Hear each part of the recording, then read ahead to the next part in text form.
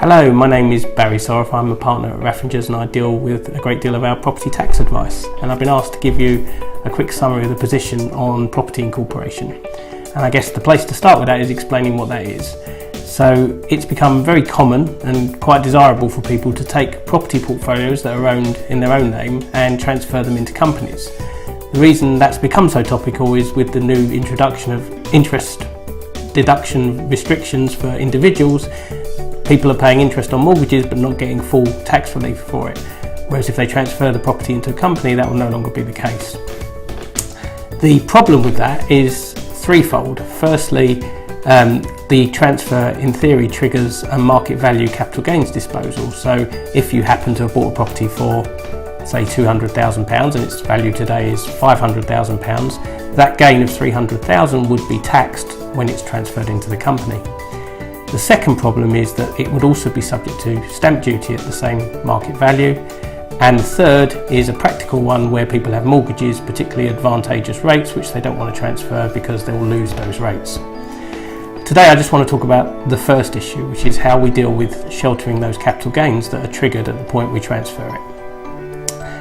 The traditional model is to use a relief called Section 162 incorporation relief, and that applies so that any gains are effectively rolled over into the base cost of the shares in the new company. In effect, the tax isn't payable. In addition, the company takes over the property at the uplifted market value, meaning that any future disposal by the company, only the gain from today's value up to the value at the date of disposal will be taxed. So there's a great deal of advantage in carrying this out. The problem is that in order to do it, the property portfolio needs to constitute a business, and whether it's a business is often a subjective call. Is one property owned by a buy-to-let investor a business? Almost certainly not. Is 100 properties owned by somebody whose only main job is to run that portfolio? Well, almost certainly that is. But of course there's no definitive line in between, so judging whether something is a business is very often very difficult. We used to deal with that by applying to HMRC for a non-statutory clearance, and they would come back to us and say whether they agreed that the portfolio constituted a business or not. Very often they came back with a positive response and we put together a strong case. Unfortunately, in the last few months, HMRC have changed their policy.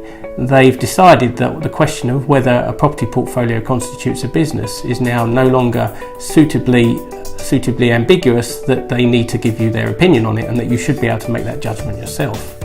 We can speculate on the reasons why they've changed that policy. It may well be to prevent people from going ahead with these incorporations, not knowing whether they're going to trigger the gains or not. It may well be that the office that deals with these clearances is simply overworked, which is possible given the sheer number of them that's been submitted in the last few months. Either way, at a practical level, that inability to get certainty is putting a real spanner in the works for people who are looking at this as a prospective way of reducing their tax liabilities. There is no easy answer to it, but the best thing we can always, as we always say, is to take the advice, get someone who understands the problem to have a proper look at the portfolio, and then give you the correct advice as to whether they think you should proceed or not.